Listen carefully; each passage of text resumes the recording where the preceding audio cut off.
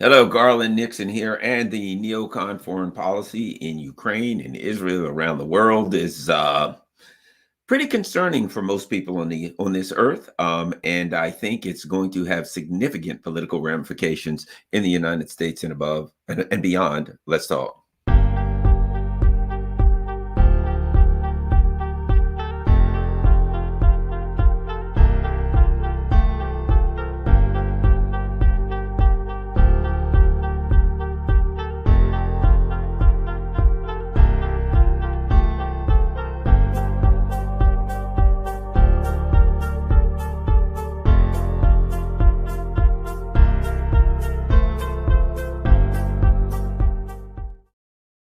Hello, Garland here. All right. Interesting times indeed. To start off, one of the things that I guess motivated me to do this video, let me get away from the other. I got my rock fin running, and I can't have my face on the video running beside me at the same time that I'm talking. Okay, one of the things that I think motivated me and made me contemplate a lot of things to do this video was yesterday I went to Washington, D.C. to the march. They're saying there was 300,000 people at least. I went to the march in Washington, D.C. Prior, or was it prior? Yes, it was prior to the invasion of Iraq. And it was, that's the biggest anti-war march I've ever been to.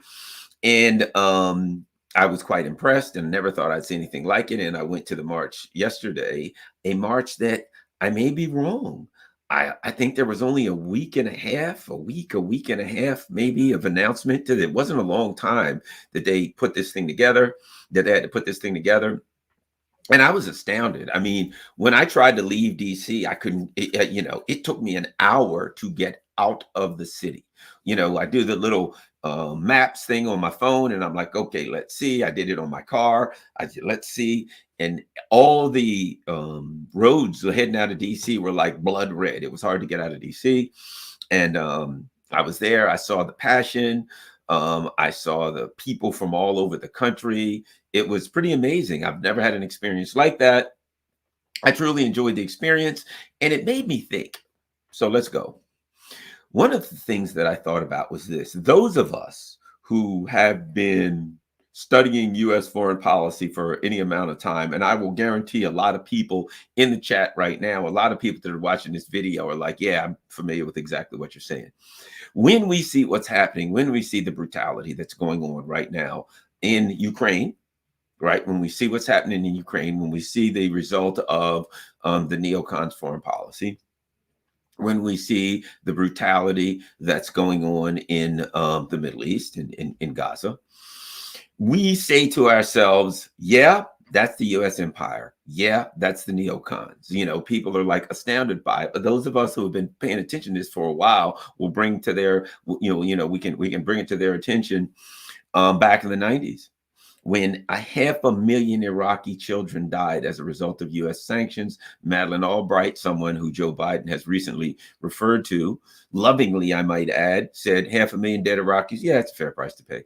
That the U.S., we look at the numbers with the U.S., 700,000 dead, millions displaced in Syria. We look at 1 million dead in Iraq. We look at, on, and we could go on and on. We go through South America and Africa, and we see all of the colonial massacres and blah, blah, blah. And we say, come on now. The neocons, you don't understand who they are. You don't understand U.S. foreign policy, the U.S. empire, and how an empire works. We already knew this. This is not shocking to us. It angers us, but we are not shocked. We're like, yeah, to those people who are like, oh, do you believe what you're saying? We're like, duh, this is what we've been telling you. This is not new. You're just getting to see it, right? And the fact that they're getting to see it, let me say this. The people who understand the history of the struggle for human rights within the context of the U.S. empire understand that there was what is considered to be a earth-shattering, groundbreaking, changing, a cultural change in the United States in the 1960s when the U.S. was a severe apartheid country, and there were marches in the streets. And one of the things that's known in America, for people who may not know this, is pretty well documented based on a lot of the polls, et cetera, was that in the United States, there were a lot of Americans, a lot of white Americans who just kind of ignored the whole apartheid thing. I guess something's going on, whatever. And then they started these civil rights marches, and they saw on television, and they saw men, women, and children. It was going on all along. But they saw men, women, and children marching peacefully in the streets. Oftentimes, it would be after they went to church. So they're all dressed up. They got on their church clothes. They marched peacefully down the street, and they saw the government turning fire hoses on peaceful marchers who just came out of church, and sicking dogs on men, women, elderly, and children, elderly people and children. That's what is believed to have made a significant change in the polling numbers in the United States and dramatically affected the pressure on politics that made it had some of the civil rights laws and rules, et cetera, changed to help to break the apartheid status in the United States. Clear, that's what it was. All right, something was existing, but people saw it. And they couldn't pretend it didn't happen. They couldn't go on about their daily lives and just say, what's going on here, right? Well, and be parochial, as we say, that only be concerned with their local issues. Somebody's like, hey, man, there's people that we're living in an apartheid country. And they're like, yeah, I got potholes in front of my house that need to be filled, right? They couldn't do that anymore. It was put in front of their face. I also believe that two things, what's going on in Gaza right now, of course, immediately Israel attempted to turn off the internet, but guess what? People have satellite phones. Guess what? People can make videos with phones, and they can transfer them various ways, even if you cut their internet off, right? They can use that satellite phones. They can take all kind of videos. They can smuggle the videos out of Gaza, and then they can upload the videos from elsewhere. So there's just no way to stop the signal anymore. Forget it. Like I said, satellite phones. You're not going to stop the signal anymore. And I will guarantee you that Hezbollah, Hamas, etc., they have probably run hard lines. I will know probably about it. For a damn fact that they have buried and run hard lines, internet lines, probably all types of communication hard lines that they've run all over Gaza. So while in fact Israel may think they can cut off the signal wirelessly, I'm guaranteeing you that the resistance forces have hard lines that they're running in. Of course they're going to do that. That's what you do, right? So now what happens? All of this stuff is getting out. And people are like, oh my God, did I just see a picture with a bunch of babies blown to pieces? Right? It's real to people. Oh my gosh. And now what do you see online constantly? Pictures of, here's a woman and her children, and they're dancing around, and you see beautiful children and a woman. Oh, they're very, very nice. And then at the end of it, it goes, but they're all dead now because Israel dropped the bomb on them. The whole family's gone, right? People are seeing that. It can't be denied. And those types of things, now this brutal monster that is the U.S. empire, this brutal fascist monster that is U.S. neocons and U.S. neocon foreign policy, has been outed. There's no way to get that back in. I've used this analogy before, and I'll use it again. People might have heard me. I've told people that know me know, I'm old school, right? So I like the old werewolf, people like all kinds of horror movies, werewolf, vampire, zombies. That's where I start for my horror movies, And I'm not much into possession and all that stuff. Give me a good old fashioned werewolf, zombie, a vampire. I'm good to go. Watch it all night, right? Fright Night. Does it really get better than that? Silver Bullet, my two of the best of all times, right? Fright Night and Silver Bullet, Dawn of the Dead. That's what I'm talking about, right? So at any rate, the analogy that I've used is a vampire. Take Fright Night, for instance, and you've seen this in many of vampire movies. Vamp. What happens? You got this. The vampire is always beautiful and alluring. If it's a man, it's a tall, cool, sexy guy with the cool hair and the great looks. If it's a woman, bombshell beyond belief, right? Bombshell between anything you've ever seen, all the curves in all the right places, right?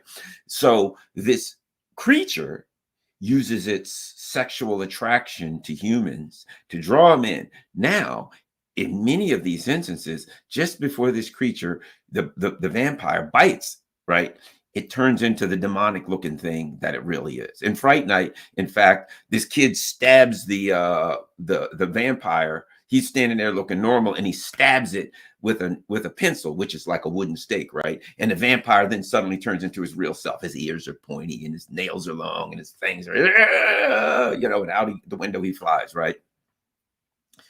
It's that beautiful, alluring monster that is revealed, right?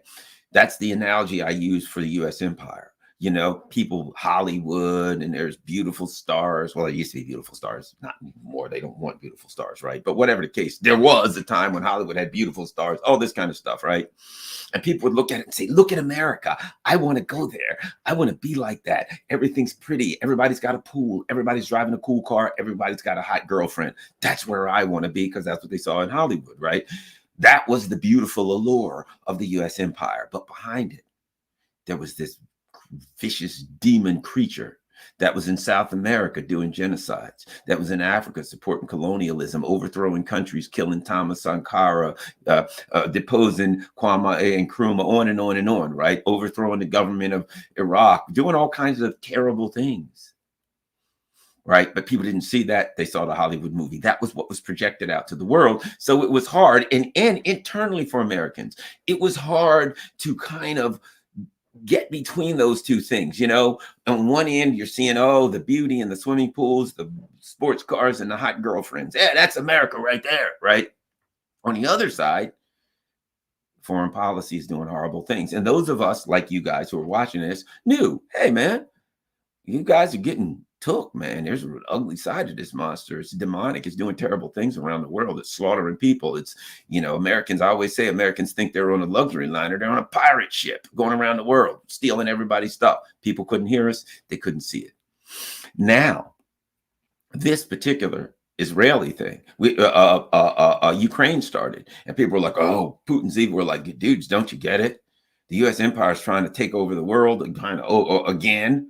And the way they're trying to do it is to weaponize Ukraine, to use those poor bastards in Ukraine as a weapon against Russia. Come on now. And they were like, oh, you guys are just Putin lovers. You don't know anything about foreign policy. The Ukrainians are poor little innocent democracy, just like baby rabbits. And they're trying their best to do a good thing. And evil Putin wants to come along and eat the baby rabbits. We're like, oh, God, you poor bastards don't know anything, right? Well, on we go now. Is Israel babies blown apart, and everything's being reported. Israel literally will say to people, the Israeli government, hey, you guys, here, I got an idea. You want to be safe? Yeah. Get in a bunch of ambulances, head south on I Street for 4 blocks, make a right, and there you're good. 3 blocks down I Street, they drop a bomb on them and kill everybody. Why? And when people say, hey, you told them to go 3 blocks on I Street and you blew them up. And Israel's like, yeah, that's how we knew where they were. We told them to go to this target. We had already targeted at I and H Street. And we told them to you head on out. Sure, we lied to them. We told them they'd be safe when they got to I and H Street. Hey, we just hit the button. There you go. Kill them all. Hooray. They're all dead. The world is aghast. A lot of Americans are aghast, realizing, hey, this kind of sounds like brutal fascism. It looks like brutal fascism. Hey, I think this is brutal fascism. And those of us who already knew the deal are like, yeah, you think? Well, gee, shocking.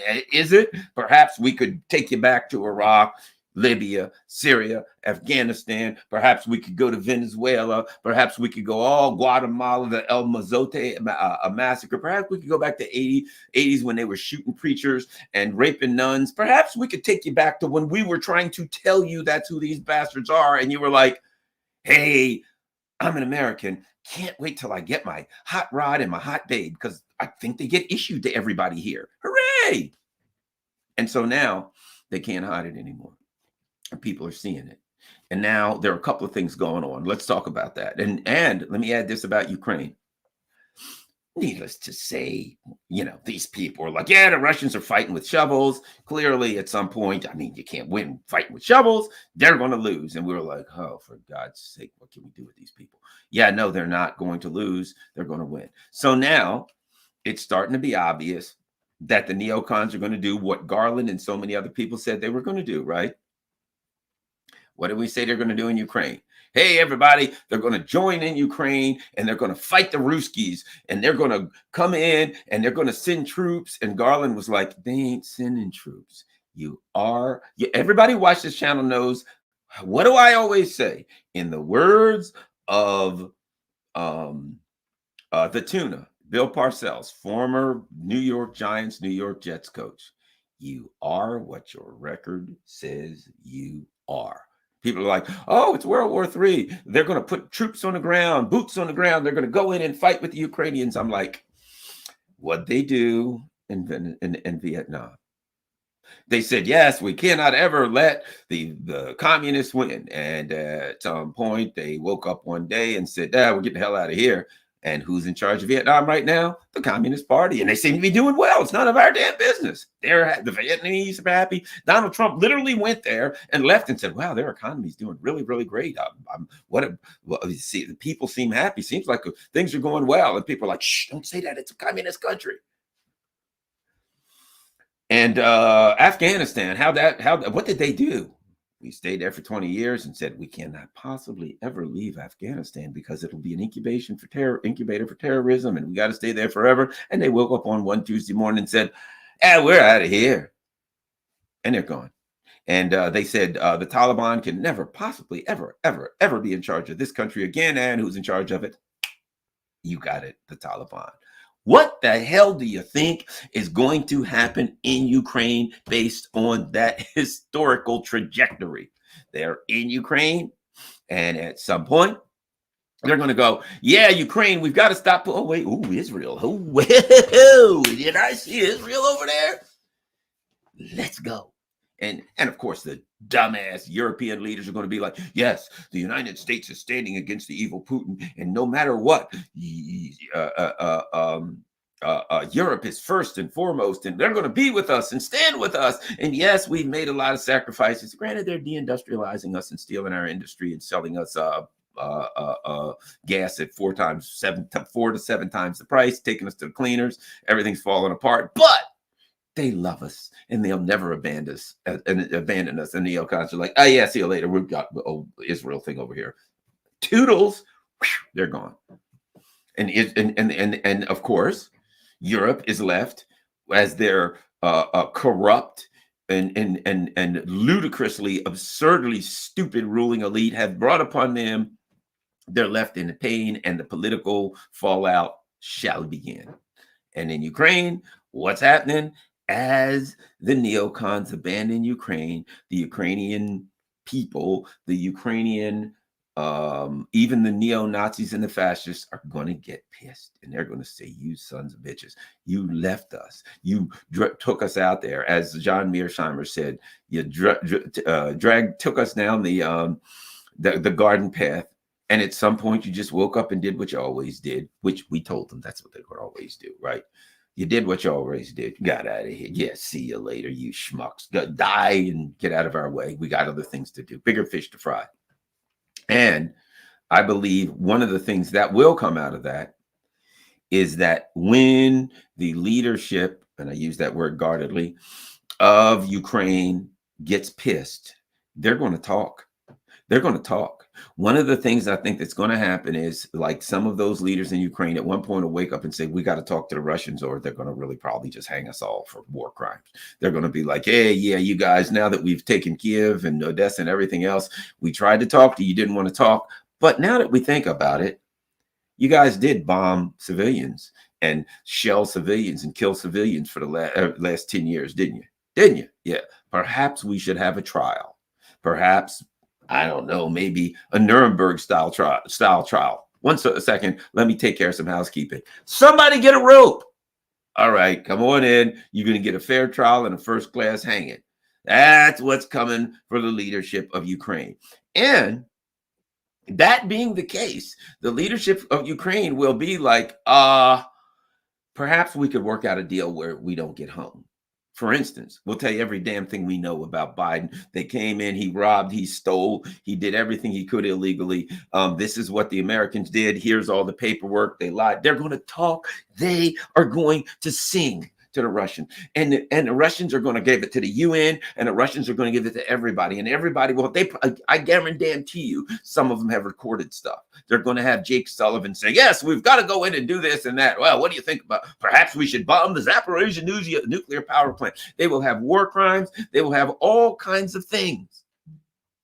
And when it comes down to it, all kind of info will come out of Ukraine that will be shocking to the conscience of the world. and very, very difficult for the Biden and Blinken and for genocide Joe and bloody-handed Blinken to do anything to mitigate. It's going to be out there, and it's starting now. And one of the things that I think you got to think about U.S. politics, I want to get into this a few minutes ago, and that is, interestingly enough, okay, you got Biden and his group of so-called liberals, right? The fascist liberals. I've made this, for those who haven't heard it before, I'll make it clear. People say, well, you call Biden a fascist. Here's what I say. What happens is this: traditionally, when people talk about fascism, they'll use terms like ultra-nationalism. The ultra-nationalists are fascists, which maybe there's certainly some credibility to making that. One could make an argument that ultra-nationalism is a form of fascism, right? Certainly.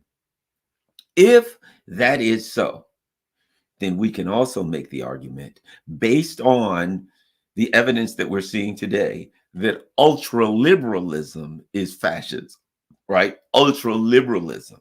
What you have with the Biden, Blinken, bloody neocons are ultra-liberalism, of people who have taken this liberal concept, right? Liberal construct, and they've taken classical liberalism and they've turned it into some kind of phony, fraudulent thing that is just a mask for fascism. And now what ultra-nationalism is not trying to hide it. If you look at the damn Nazis in Ukraine, you got to give them credit. You got to give them credit. They ain't trying to hide it. They're not like, we're the good guys. They're walking around. They got swastikas tattooed. They're goose stepping all over the place. They're Sieg Heil. They're doing all that stuff, right? They're doing what Nazis and fascists do. I got to give them credit. They're not trying to say, no, Nazis, fascists, certainly not. We're just kind people. No. And they're like, hey, what we're going to do is we're going to go murder our enemies. We'll skin them alive. We'll cut them. You know, and you're like, hey, man, you're going a little overboard with that. Hey, we're Nazis. It's just what we do. Come on, don't hate, right? Okay, don't hate the player, hate the Nazi game, right? Okay, so they are who they are. But what the ultra liberals do is they cloak fascism in goodness and kindness. What are you doing? Oh, yeah, we're going to save the LGBT community and look out for the women and children and people, women's rights. Yeah, of course, don't forget women's rights. You know, that's what we're here for. And you're like, yeah, but you're bombing the country and killing every damn body in it, overthrowing the government and stealing all their resources.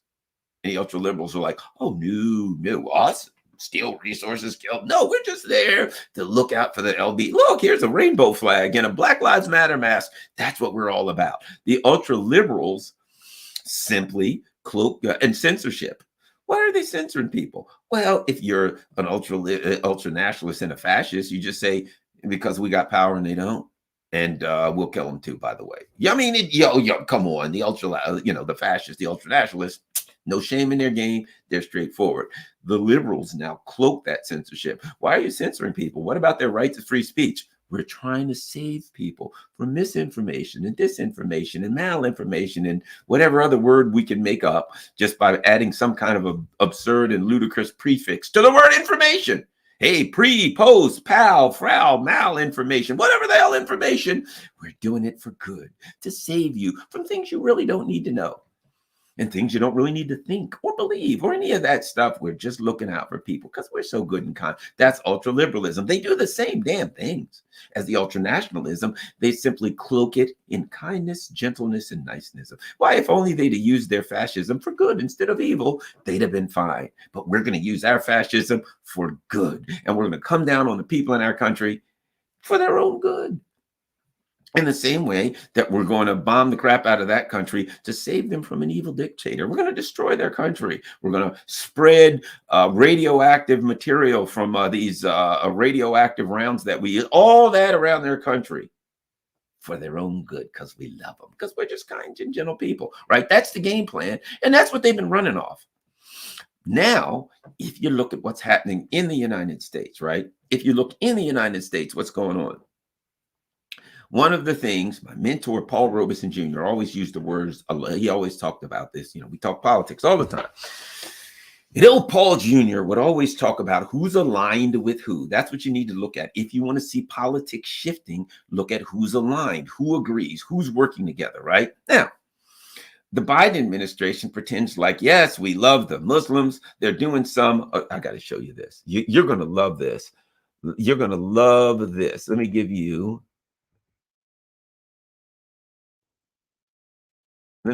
something. You're going to love this. So this is what the Biden people are doing. Here, you want to see ultra liberalism? You want to see ultra liberalism in its purest fashion? Here you go. 3 days ago. Now, in the Middle East, they're slaughtering Muslims, Christians, everybody alike. There's plenty of Christians in Gaza. They're slaughtering them. The people all across the Middle East are like, you got to be freaking kidding me. People around the world are looking like, yeah, this is not working out well, guys. You're killing a lot of people. And what do the ultra liberals do? Biden unveils a national strategy to fight Islamophobia. And it's on Fox News, which is of great consequence. Now, they will establish a national strategy to counter Islamophobia just one day after a poll showed Arab American support for the president and his fellow Democrats was tanking, right? So they go on. We're looking forward to working with our community leaders and blah, blah, blah. For too long, Muslims in America and those to be perceived as Muslims, such as Arabs and Sikhs, have endured a disproportionate number of hate-fueled attacks. See? So they go on this, the poll. Now, here's what's interesting about this. It's on Fox News, isn't it? And Fox News is supposed to be Joe Biden's enemy. But Fox News is in no way critical of Biden over this. In fact, one could look at this and say, wow, Fox News is fronting for Biden. Fox News is out there saying, look, Joe Biden's doing good things. He's trying to battle Islamophobia. He's trying to stop, and you got to love this, the conservatives now, the not the conservatives, the Israel firsters, right? And we're trying to help college students feel safe because they don't have a safe space. These college students, they're on there and they're like, I'm an Israel supporter and I don't have a safe space. You know, remember when those of us heard that safe space crap all the time and we're like, safe space, get out of here with that. Just do the right thing and get out of here with that safe space stuff. Don't want to hear it. Now Fox News is the people of safe space. They're trying to provide a liberal, neoliberal safe space for the people. And they love Joe Biden. Joe Biden's doing a great thing. You go to Fox News right now, and you will struggle to find an anti-Biden a speech, article, whatever, unless it's some crap about, some cultural issue, right? Trans bathroom bills or something, maybe, yeah. But for the most part, there is a political alignment.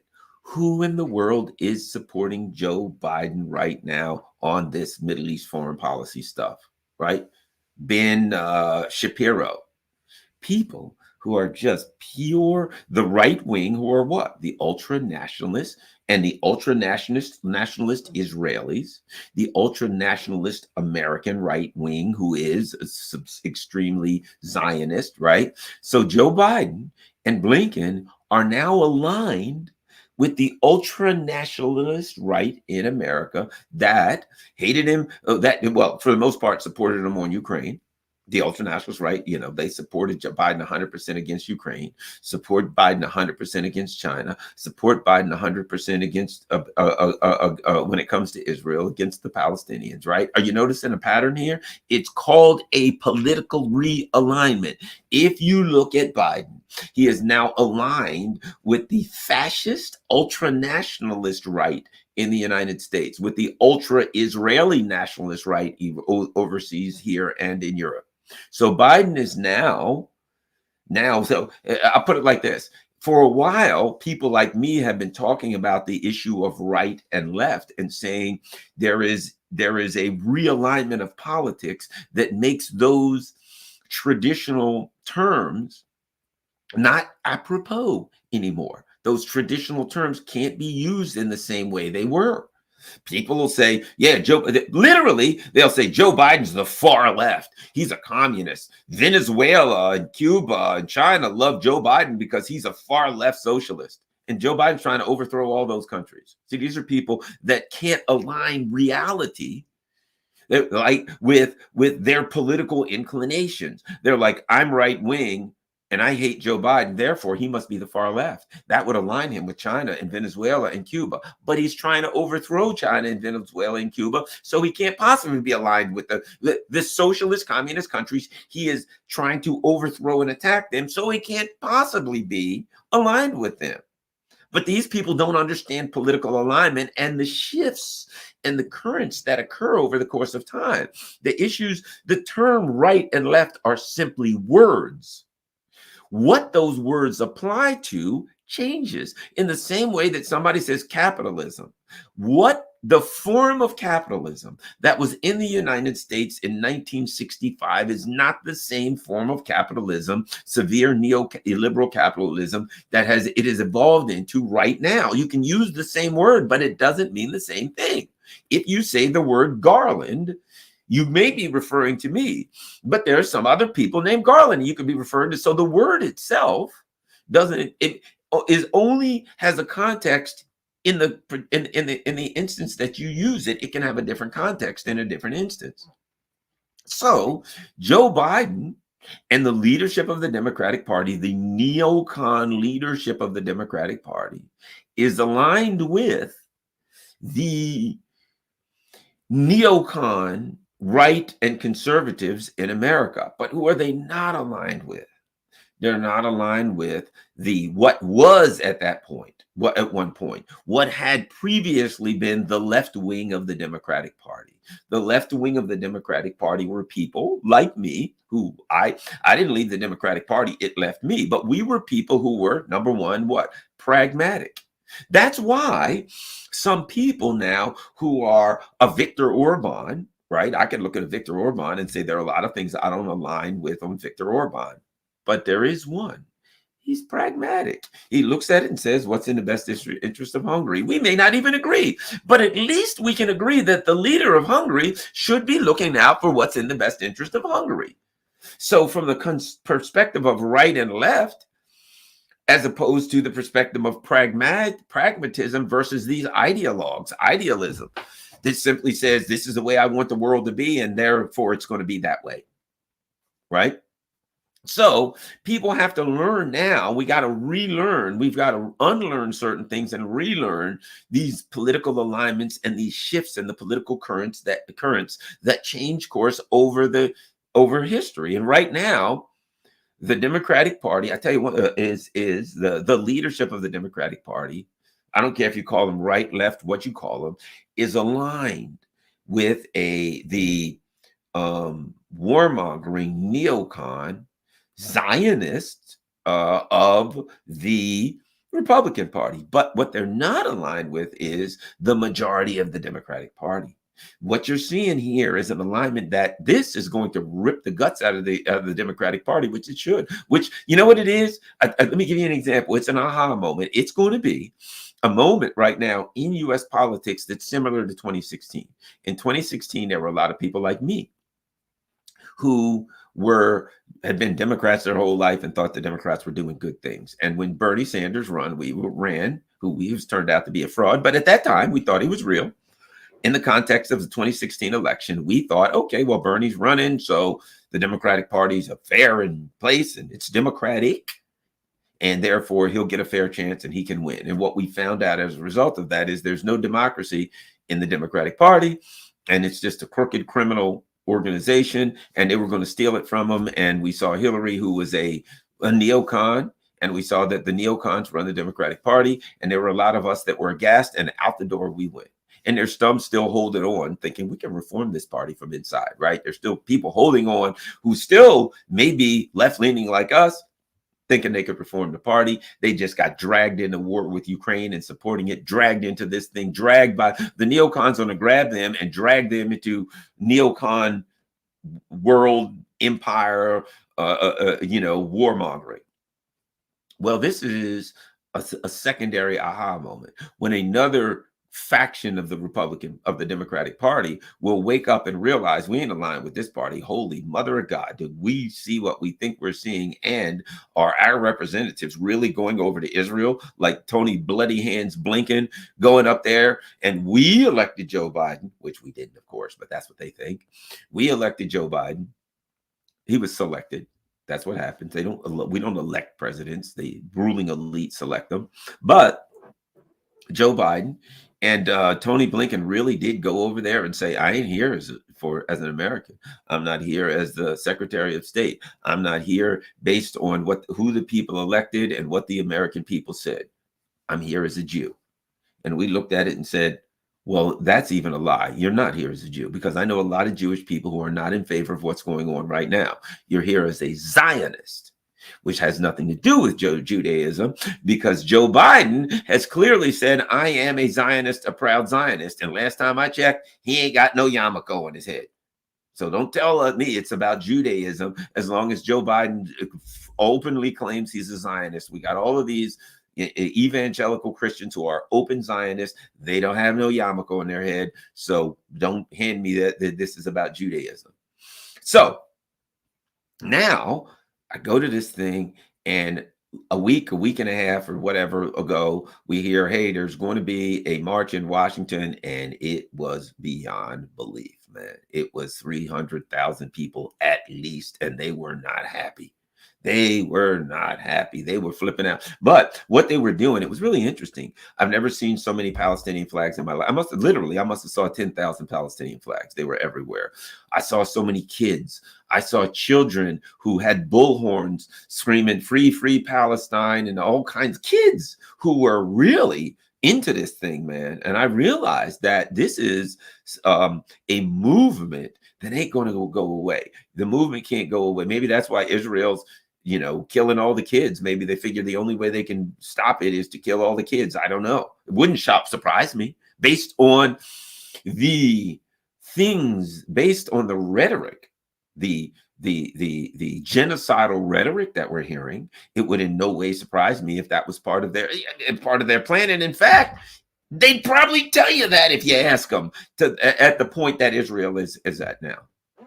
So where we are is, I think, let me give you a prediction.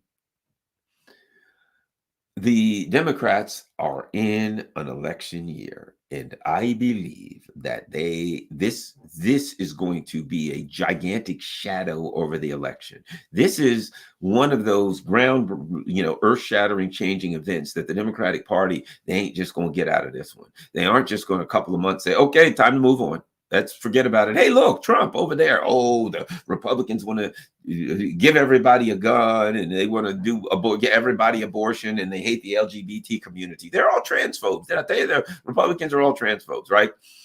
I think that this is not going to be that easy to get out from under. And here's a prediction. Because I was talking to some friends yesterday we're walking around and we're taking pictures, et cetera, et cetera. And we all said the same thing. And I brought it up. I said, do you think, where's the convention this year, the Democrats? Have they announced where they're going to have the convention? Somebody said maybe Florida, Miami. I don't know, right? Wherever they're going to have the convention. And I'm like, man, wherever they have their convention, I think I want to show up with a flag that says, down with the Democrats or whatever the hell, right? I, hate this party now with the flaming passion of a million suns. Not that I liked it much already. And they're like, yeah, you think there's going to be,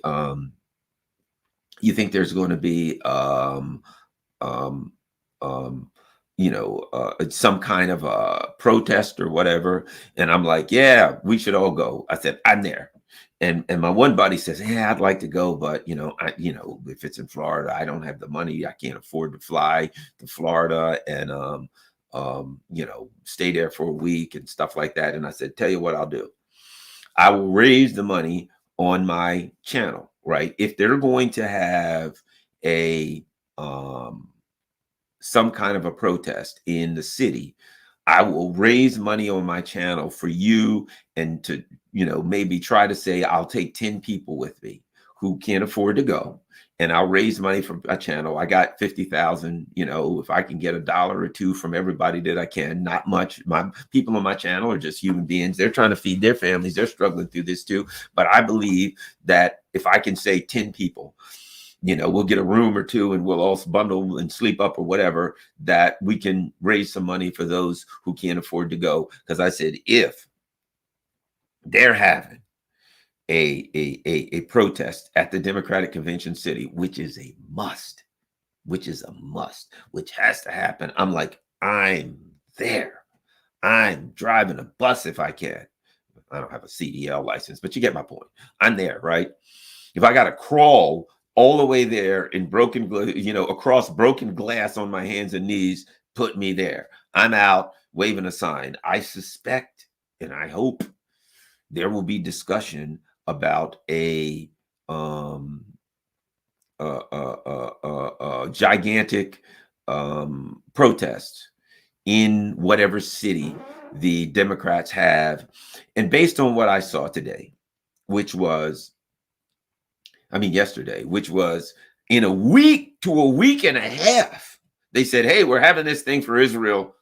Minimum, they're saying 300,000, minimum of 300,000, could have been 500,000. Can you imagine if people start putting together for the Democratic Convention? Can you imagine? I would say what we would have to say is this: wherever the convention is, we got to put millions, not a million. We got to put millions in that city. We have to turn that city into a just stopped gridlock where there's no place in the city that there's not people there. There's got to be millions. And based on what I saw yesterday, if in fact that they start, and I know people who organize this, I'm going to talk to them and say, we got to say, man, we got to get ready. This convention, we got to shut this convention down. We got to block the streets. I'm not saying that that's what's going to happen. You know, I'm not saying that it's going to happen. For all I know, by the end, Americans may be pacified, hung their head down and screaming, oh, I'm scared of Trump. I don't know.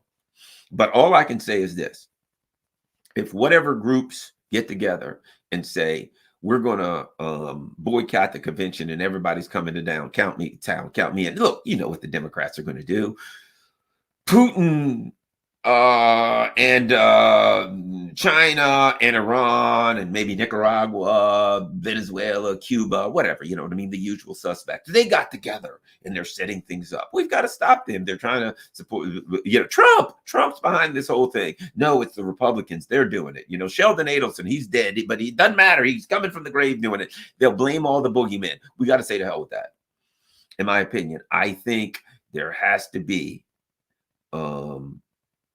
and somebody says they'll create a false flag. Who cares? They're going to have to do it. That's what I say. I don't care. You put the pressure onto them. They're going to have to do what they're going to have to do. It's like somebody that says, I'm a fighter, that says, man, me and you know, punch my sister. Now we got to fight. Well, I'll hit you in the head with this brick. That's what you're going to have to do. You punch my sister. Now we're going to fight.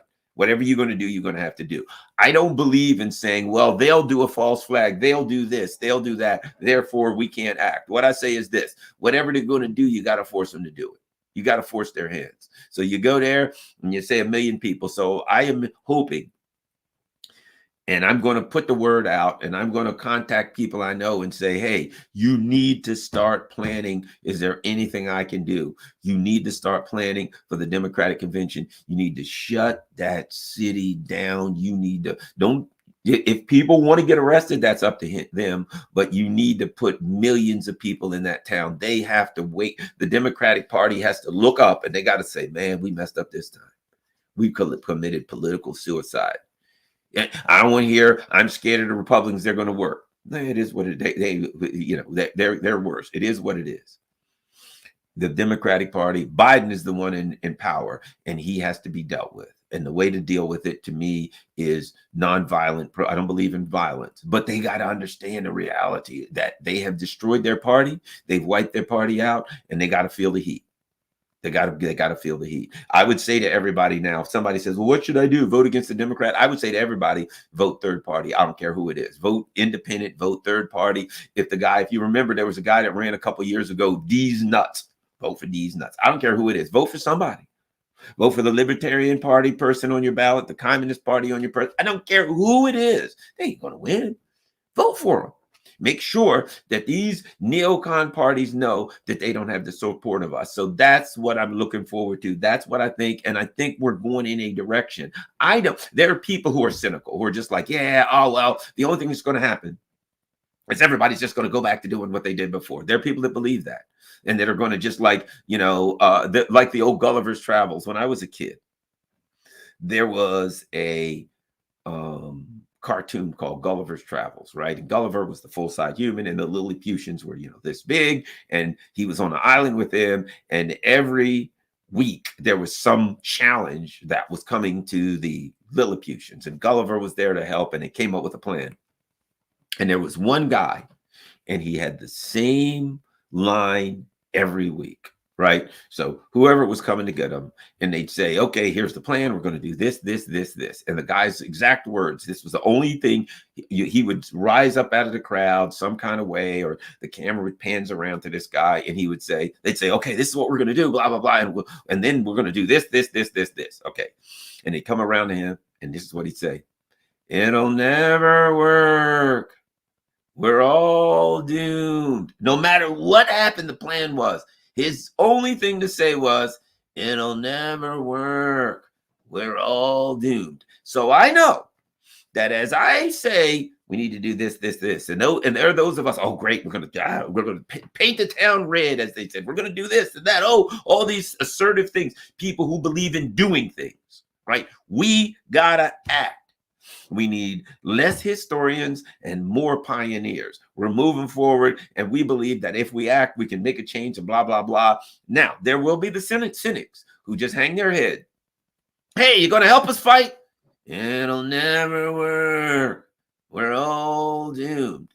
Here's what I have to say as a man of Zen. Do not hate those people. Do not get angry at those people. Use them for fuel. Right? There are people who get mad at those people. I hate the cynics. They always say nothing will ever work, and they never want to do anything. No. In the same way, going Zen when you hear, in the same way that when you walk in a forest, there are vines, and then there's grass, there are trees, there are bushes. All of those things are necessary to make a forest work. There are different kinds of animals. There are different kinds of insects. All of these things are necessary to have a forest. You can't have a forest if you take out these certain kinds of animals. Something eats these, that eats those, that goes in, that deposits this. The bird that eats the seeds, he poops them over here. That grows over here. And the poop of the bird poop is fertilizer for the seed. All these things work just fine.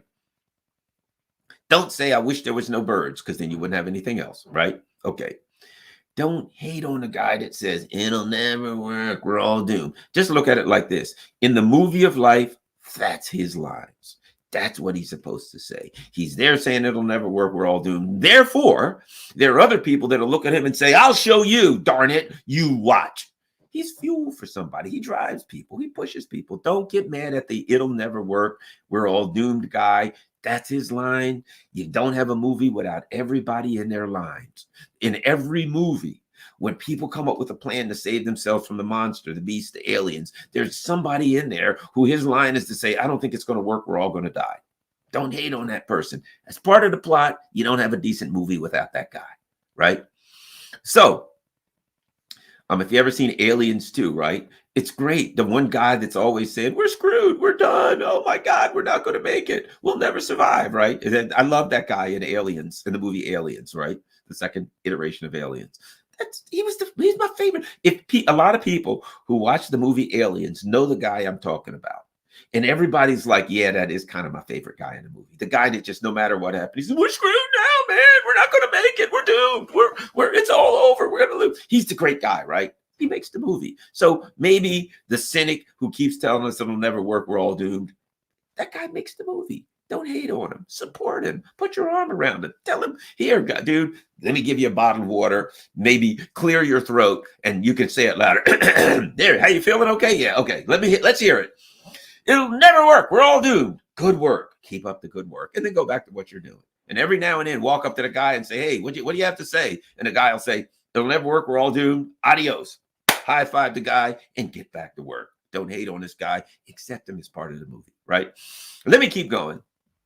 So I think that from the perspective of internally in the United States, the realignment is coming. And part of this realignment is going to be youth. If you look at the numbers, if you look at the polls right now, older people are just plain stupid. God, I hate older people in this country. I love them, of course, being facetious, but they're like whatever they're told traditionally, right? Hey, we've got to love Israel because they're, I don't know, whatever, the Bible or something, right? And old people are like, yeah, let's go along with that. Hey, the government says we're the land of the free and the home of the brave. Yeah, that's the way I came up, land of the free, home of the brave. We got to go out and make the world good because we're a force for good in the world, right? They believe this crap, right? Young people, not so much because they've been screwed by the U.S. government. They can't pay their loans. And when they say, my God, I was only 19. I didn't know you guys were giving me $250,000 worth of loans and I'll never pay it back. I wasn't young enough to understand the gravity of the situation that I was putting myself in, or I'd have never taken out these gigantic school loans. And old people are like, you took out the loans, you got to pay them. And they're like, I feel like I'm being taken advantage of by a crooked system. Shut up and pay your loans, you lazy bastards. That's what and they're like, well, screw you then, right? Don't you even want to listen to what I have to say? Okay.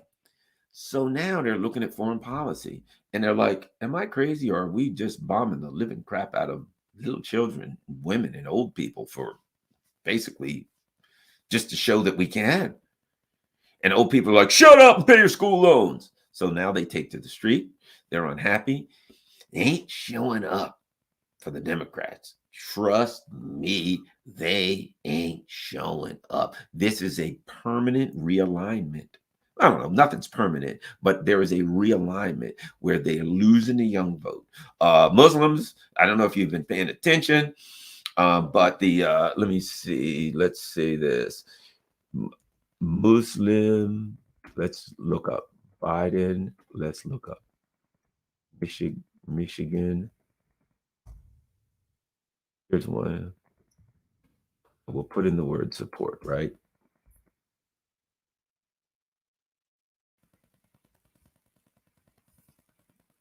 One day ago, CNN. And they're missing the boat on this one, but even CNN, which is, a White House trade rag. Look at this. Muslim Americans helped Biden win Michigan in 2020. I love the way they put this. Now, his Israel-Gaza response is throwing their support into question. Yeah, okay. That's one way to put it. Throwing their support into question. Let's go further. It ain't throwing their support into question. I was there yesterday. I saw a lot of Muslim people. The pictures of Joe Biden, let's just say, were not exactly flattering. They had fangs, blood, hands on their blood. They referred to him as Genocide Joe. They showed him as a monster, or a murderer, or a killer. Quite appropriately, I might add. So throwing their support into question. Now, let me add this. I saw a lot of young people of color, Black people, Latinos, the young people, white people. I saw a lot of young people, and the young people were there like, screw this guy. He's nuts. What do you think? They're going to watch babies get blown to bits and 2 months later go, yeah, okay, never mind. We're back in the party. Let's go. Biden 2024. Biden Harris. That ain't happening. Man, they picked a bad time just before the election to wipe out their party. Wipe it out. So I think the Democratic Party is in deep trouble. Give you a prediction. Today is November. Let me find the date. November 5th. I've read a number of articles. I don't know how appropriate they are. A couple of them say things like this. There's an article that says that there is inside the State Department, there's a bit of a broiling civil war going on where a bunch of State Department members are just like stating the obvious. Hey, are we doing bad things here? You think? That in the Congress, apparently a letter has come from a lot of members of the young people who are congressional staffers who are saying, hey, let's send this letter to Biden. We don't like this. Apparently there's a war. There's another article. There's an internal war going on in the DNC where the traditional old people are like, yeah, way to go. Let's kill them all. And the young people at the DNC are like, oh, time out. This is not cool, man. So you've got to, and they mention it. Let me see if I can find the article. DNC, I'll look at DNC Civil War. Maybe that'll give it.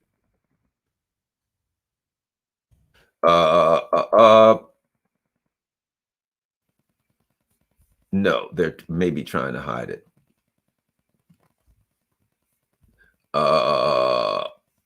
No, they're going to try to hide that. There's a number of articles. One of them was in Politico. And is this it? How old is this? 2 days ago. Democrat civil war is reaching a boiling point, right? Bottom line is this. I suspect, maybe I'm wrong. Maybe some of you won't agree with me, but we shall see. I suspect that we're going to see resignations. We're going to see really significant internal turmoil at the high levels of the Democratic Party, whether it's Congress, whether it's the DNC itself, whether it's even inside the Biden administration. We've started to see, we saw the guy at the UN, Craig Mokhiber, he walked out the door saying this is, the textbook definition of what is it of what's the term he used? Somebody give me it. Whatchamacallit? The textbook definition of genocide, I believe, may be the term he used, right? Which it's clearly, obviously is. And he walked out. We saw some guy from the State Department say, hey, we're giving weapons to Israel and they're using them for human rights violations. Hey, that's not even cool. Therefore I'm walking out the door. And there's an internal argument, right? What's going on now is there was a time when everybody all marched to one song, when there was a political universe, as I put it, right? A political universe in the Democratic Party. A universe means, you know what the term universe means? Una means one, verse means song. It means one song, right? The universe is all vibrations, really is. So one song, one vibrating song, right? The universe, single verse. And there was a political universe where Joe Biden or whoever led the Democratic Party said, today we're going to say X. For instance, a perfect example, Joe Biden said, what we're going to say now is that the money going to Ukraine is a good jobs program. And I talked to somebody who I covered and interviewed somebody who went to the Senate and they listened to a Senate Armed Services hearing, and all the people at the Senate Armed Services hearing were saying the same thing. Oh, yes, it's a jobs program for this Ukraine money. In other words, they were all singing the same song, a single verse. It was a political universe. They were Republicans, they were Democrats, didn't matter. They were the neocons. Hey, we're going to do this. This is the new song. Everybody sing it. Well, those days are going aside. The people, there are people within the administration, there are people within the political sphere of Washington, D.C., particularly a younger group who are looking at this saying, we're seeing stuff we didn't see before. We can't keep hanging with this. Now, people are asking about, Rashida Tlaib or some members of the squad, Cori Bush, who are tweeting out things saying, I don't agree with this. We got to change. We have to stop. This is wrong. Here's what I have to say about them. And people know me. People know I was on the national board of directors for the American Civil Liberties Union, right? A very, very powerful organization. Most people don't know how powerful it is. They're like, well, what about the NRA? The NRA ain't a pimple in the ACLU's ass. The NRA is not a fly on the back of the ACLU. When you look at fundraising, what do they take in? Did they take in a tenth of what the ACLU? The last year I was on the board of directors, we took in $300 million. Our savings, as it were, in investments came to $950 million. It's a gigantic organization, right? Every 3 months, flying around the country, staying at nice hotels, having meetings, meeting important people. It was a blast, right? But I woke up one day and I said, man, the ACLU is doing things that go against my conscience. I resigned from the board after many, many years. I'm out of here. I'm done. Right? Finished. I say this to say that. If I remember Congress right now, I'd have to resign. So to me, members of Congress who are tweeting something, hey, here's a tweet. This is wrong. Yeah, and you're a part of the organization that's doing it. You're part of the group that's sending more weapons over there. To me, if you're going to become a part of that, you're a part of a murderous group. You're a part of a genocidal organization, and in my opinion, you should be held accountable for genocide. All of them should be held accountable. All of them should be brought before the ICC, not just the ones who voted for, didn't vote for, the ones who are tweeting the right thing. Screw that, man. They're all involved in a genocidal act. They all should have their day in court and be held accountable. Let them go before a jury. Let them go before a trial and then explain why they were part of a genocidal organization, but they pushed back within the organization. Fine, great. They should have their day in court, in an international court, to make that argument, but nevertheless, they should be held accountable. I don't want to hear it. If you walk out, if you say, I resign, I can't do this, then okay, then I can give you the benefit of the doubt. But if you don't resign, I'm sorry, I think you should be held accountable. Every last one of them. And I think that we're coming to a time, we're moving to a time wherein there will be obvious fracturing, obvious and clear fracturing within the Democratic Party, within the United States government, of people at high levels who can't take it anymore, who just walk out and say, I'm done with this, I'm moving on. Now, I do believe there's a number of members of Congress who are like, well, this is terrible and I'd like to leave, but I got a pretty good cushy job. And I think I only got to do like one time around, and I'll get my full benefit. Imagine that. Imagine you go in Congress for like 2 to 4 years, whatever it is, 6 years for senators, 2 years for whatchamacallit, and you get 100% of your salary. This is your retirement for the rest of your life. Nobody else getting that. If we try to join a union so we can get any kind of retirement, we're lefty commies and should be thrown out of the country. But those bastards go do one term and they get 100% of their salary for life with all of their benefits and a Cadillac, as they call it, Cadillac healthcare system. If you ask for that, you're an evil communist and should be thrown aside. But they just notice they all give it to themselves. And I think you got a lot of members of Congress who are like, yeah, I'd like to resign and walk out in protest because I'm so pissed. But I ain't have enough to have retirement, man. That's a little too nice. So sure, yeah, you're killing babies.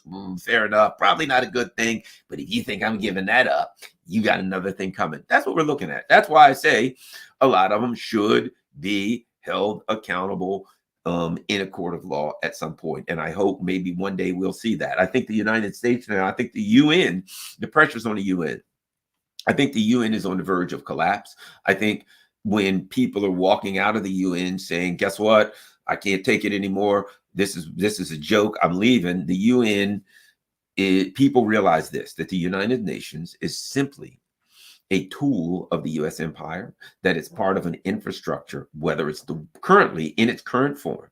The World Bank and the IMF are what? Part of the economic infrastructure that the U.S. empire has built to maintain power over everybody. The SWIFT system, all of that is so they can maintain economic power over the world. That's what they are. It is an infrastructure, an imperialist infrastructure. The U.S. empire can maintain control over the world. I think people are realizing that the UN is pretty much the same. Can the UN be changed? Can the UN be saved? We will see. Because I think the UN is going to come to a place where people are going to say, we got to sanction Israel and the US. And what happens then? What happens when the US, the country that we control the world, and this is the US-led order and we control everybody. And by the way, Israel, which is not a country, Israel is a military outpost of the US empire. It ain't a country. Don't get mad at Israel. Israel does not exist. It is nothing but an imperial outpost. That's all it is. It ain't a country. As Joe Biden said, if Israel didn't exist, we'd have to create it to address our interest in the region. And I don't know if you know the history of Israel, but in fact, they did create it to address their interest in the region, right? So as an imperial outpost, the people who need to be held responsible are the empire. It's the emperor and the empire that has to be held responsible. This is what's going on in Gaza. I was reading about it, and basically, in a nutshell, it's what I already knew. There are people in the Israeli government who are saying, we're doing this not so much to fix something, to bring about something, a change that we need to defend ourselves, but as a deterrence. In other words, our dominance, military dominance over the region has been brought into question, and more than brought into question. It has been shattered. It is in a shambles right now. So what they're saying is we got to go blow the hell out of a bunch of civilians, murder, slaughter, genocide these civilians to maintain the deterrence of our military power. Now, that ain't Israel. That's the US, because Israel is a military outpost. So the US is saying we have to utilize Israel to attack and brutalize people in this region, and to show everybody in the region, to remind them we're the big dog. We can do anything we want. There's nothing you can do to stop us. And by the way, Israel is the leading edge of our sword. It is the leading edge of the US empire in the oil-rich region that is the Middle East. And we got to remind you that, and we're just going to pretend. What the Israeli government does at times is it gives plausible deniability to the US empire. So right now, Biden and Blinken can say, we told the Israelis to stop bombing, but we told them, can we do a pause? They said, no, we're not doing the pauses. What are we going to do? I mean, sure, we're giving them all of the money that they're using for this. We're giving them all the weapons. We're giving them all the intelligence. We got troops on the ground fighting with them. We're helping them bomb. Sure, they couldn't possibly do this without us, but we asked them to stop and they wouldn't do it. Those two things do not align. If the U.S. says we're going to do a pause and Israel says, no, we're not going to do a pause, you don't tell us what to do. And the U.S. says, well, okay, we're not giving you the $14 billion. We'll start there. We ain't giving you a single bomb. We're giving you no information from our satellites, and those ships that are off the coast of in the Mediterranean and the Red Sea that are sitting there saying anybody who messes with Israel will go to war with them. Yeah, they're all out of here.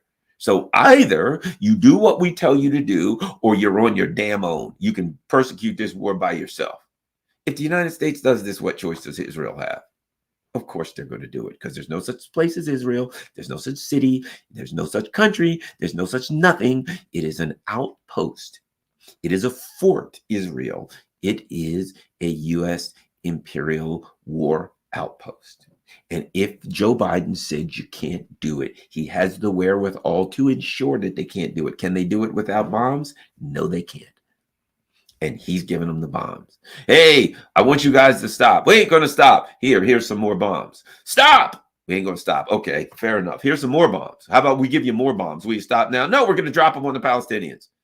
We need you to stop. Okay, what are you going to do to make us stop? We're going to give you more bombs. Thanks for the more bombs. We'll be dropping them on the Palestinians while you're asking us to drop. It's a preposterous and ludicrous to argue that the United States is trying to get a pause of all things as they arm Israel and give them more money. That ain't a pause.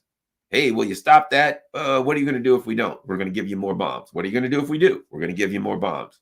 Well, then I guess we ain't. Oh, by the way, wink, wink, wink, keep bombing them. That's all that's going on. So now, internally, the alignment, because of this, the neocons and the fascists in the Biden administration, the Blinkens, etc., who have argued, look at this, I got a Black Lives Matter mask on, and at the same time, I got a rainbow flag, right? And I've even added, I've got LGBTQIA plus, and look, I've added 3 more things. I've added more letters, I've added some pluses, some minus, some exclamation marks. But this, by the time I get finished, there's going to be like 40 characters in LGBT. You won't even never be able to memorize. There'll be so many, right? You'll need a whole page for all of the groups that we'll make some up that don't even exist. We'll make up new ones, right? We're doing the goodie because we're doing all of that. Yeah, that ain't going to work anymore. That ain't going to work anymore. That's falling apart. And might I add, both internally and externally, because the world can see them. So now, Tony Blinken and the State Department, what are they? They're the human rights crusaders. Hey, we got to stop China. Why? Because we got to protect the Muslims. in Xinjiang, the Uyghurs. Oh, what civil human rights violations. And oh my God, Maduro's doing human rights violations. Did I mention Assad's doing all this? Hey, what about Alexei Navalny? Human rights in Russia, human rights in China, human rights in that. How are they going to do that anymore? When the U.S. now, when Blinken goes around and says there's a human rights violation in country X, fill in the blank, the world is going to look at him and say, you got to be freaking kidding me. You guys? Those of baby bombing, slaughtering, murdering, saying to people in ambulances, make a left and go 1 block, and then bombing them 1 block up to the left, exactly where you told them. Like there's literally a helicopter hovering over that spot. And they're like, hey, you told us to go a block up to the left. There's a helicopter hovering over that spot. And they're like, yeah, that's there to protect you. Yeah, that's what that helicopter. Just go right under that helicopter. And, well, why is there an X painted on the under that helicopter on the pavement? Yeah, that's you. That so the helicopter will know that you're crossing over that X, and that they're to ensure that you're safe. And you're like, okay, you take the little convoy of ambulances. When you get to the X, just as we would suspect, they drop a bomb directly on the X, killing everybody in the convoy. That's what they're doing. The world can see it. The world understands it. And this business about going around the world on a human rights campaign has come to a screeching halt. You will be left out of any room that you come in talking about human rights crap. You will not get support in the United States. That's going to, the Democratic Party is going to tear apart, get tumbled apart. I couldn't think of a better group of schmucks for it to happen to. Maybe a third party. I don't know what's going to happen, but I put it like this. A whole lot of Democrats, when it comes day to vote, are going to be raking friggin' leaves. That's what they're going to be home doing. It's November. They'll be home in the yard, raking a big pile of leaves with the kitties, diving into the pile of leaves. The dog, everybody's going to be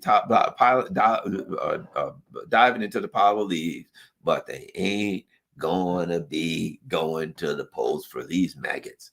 Meanwhile, the world's looking at it and they're saying, I thought Putin was a bad guy and Xi was a bad guy. And they're the ones standing up saying, you have to stop killing innocent civilians and murdering and blowing up little children. And you've been telling me that these are the bad guys.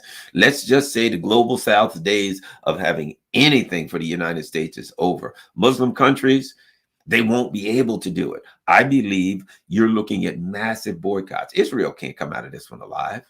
Israel can't come out of this one okay, because people are going to be putting up websites if you do business with Israel. If something is made in Israel, who'll be buying that? Who'll be buying that? You won't have to say BDS. People will be like, oh, what's made in Israel? Which won't be much because, might I add, it ain't going to be much because the people who have dual citizenship are getting the hell out. The areas and the kibbutzes, who the hell's going back to live in those?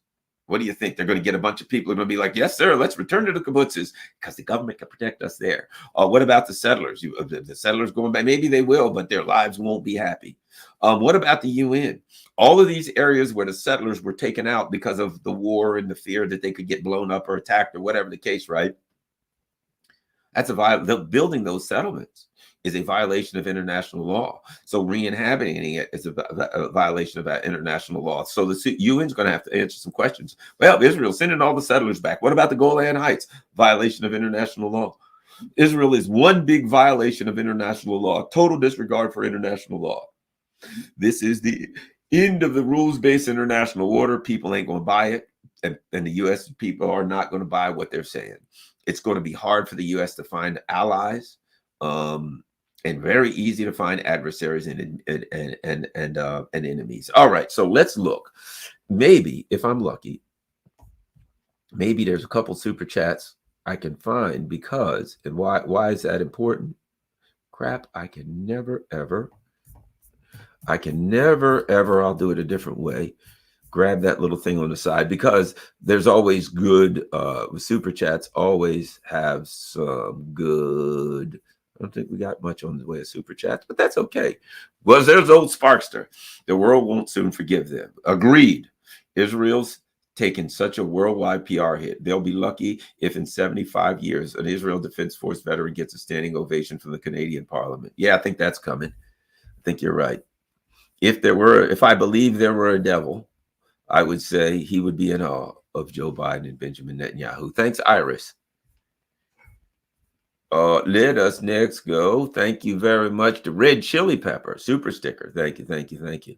Let's keep going. Oh, how about we talk to Sparky again? The Sparkster says, like Popeye, the world has, quote, had all it can stand and it can't stand no more. That's right. That is right. That's the world. They can't take anymore. And the U.S. is just, I mean, you know, everybody can see what this thing is. And don't forget, what I said, everybody's Israel. There ain't no such country as Israel. There's no such country. It's a U.S. military outpost, nothing more. Let us look on Rockfin. What we got on Rockfin? Oh, Peace Pirate. Thanks a lot, Peace Pirate. Certainly appreciate that. All right, everybody. Thanks a lot. I'm telling you. Oh, Hugh Thomas. Thanks a lot, Hugh Thomas. Certainly appreciate it. I got to say this, you know, in order to be a ruling elite, you have to have some level of credibility. See, ruling, people have to believe you have a right to rule. And what does that come from? They have to have some level of respect for you in their country. They have to have some level of, the people have to accept that you got a right to rule, right? I believe that the ruling elite have suffered a blow here, a significant blow, because they've been revealed. People are looking at them and saying, "You man, you people are brutal monsters. You really, really are." They've been exposed. They've been exposed. And I think that what we're looking at, we got to call it what it is. And that is, they've been exposed as fascists. You know, let's end by saying this. Let's end by saying this. Make a couple comments on that. People looked at Ukraine, and a lot of people asked, sorry about that. I'm getting distracted by somebody is at my door making a whole bunch of noise. But the bottom line is, in Ukraine, people looked and said, well, you know, this is kind of weird. There's a bunch of guys goose stepping around with tattoos of a certain mustachioed Australian gentleman who was popular during the 1930s. And Biden administration is aligned with them. That's kind of weird. Now, you and I didn't. We're like, yeah, because that's, you know, like aligns with like, birds of a feather flock together. So, of course, the neocons would ally with these fascists, right? Now they're looking at Israel and they're listening to Netanyahu and those group of fascists there. And they're like, we're going to kill them all and take their land. What about the babies and children? Especially them. Nothing we like better than killing babies and children. Bomb them all, kill them all. Hey, you bombed an ambulance. Well, yeah, of course it had people in it, and probably some babies and children. We certainly want to destroy an ambulance with babies and children. We are merciless, murderous, genocidal savages. Hey, don't hate us, man. It's just who we are. It's what we do. They're unapologetic, genocidal, brutal savages, right? So the world looks at that and they're like, kind of looks and smells like fascism to me. That smells really a lot like fascism. It looks, it feels. Let me rub my hands on it. Feels like fascism. Smells like fascism. Let me get a closer look. Yeah, that's fascism. I think that's fascism. So the neocons are now revealed. There's no way to hide it. The world, everybody can look at it and says, if you deal with these people, you're dealing with fascists. And they told us that the Muslims were the terrorists. They told us that the Russians were some evil group. They told us that the Chinese wanted to steal everything from the world, that the Africans and the Latin Americans were just savages. You got to go take their lithium and their oil and their gas and their diamonds. Why, they're a bunch of savages. They wouldn't know what to do with that stuff. That's what they told us. And now everybody's like, you know, we kind of were suspicious about the neocons all along. And you guys are the savages. You guys are the fascists. You guys are the goose-stepping, Sieg Heiland fascists. We should have known. And they have been exposed. And it is a wound for the ruling elite that I think they're going to continue to bleed from.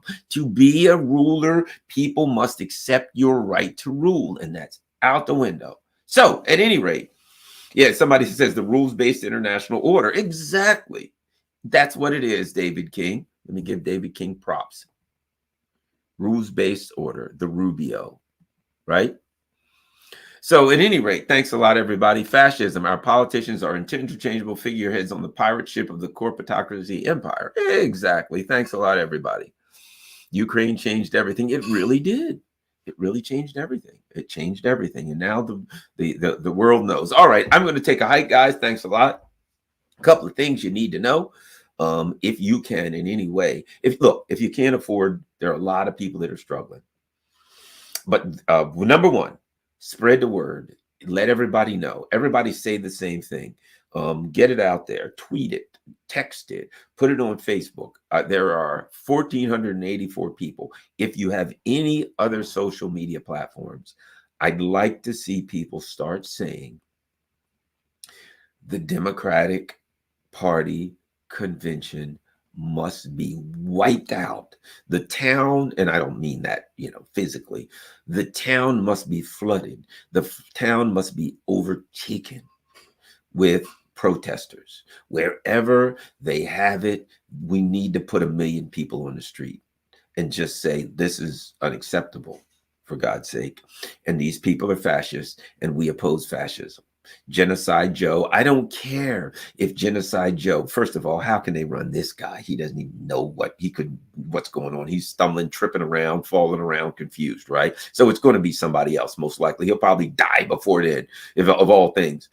But, and God knows, can they run that, mentally deficient Kamala Harris? She is an embarrassment to humankind. I got to tell you right now. But, so everybody out there, do whatever you can, tweet, Telegram, Facebook, and say the 2024 Democratic Convention, we got to make 1968 look like it was a day in the park, number one. So please do that for me. You can do that. I don't care what you have.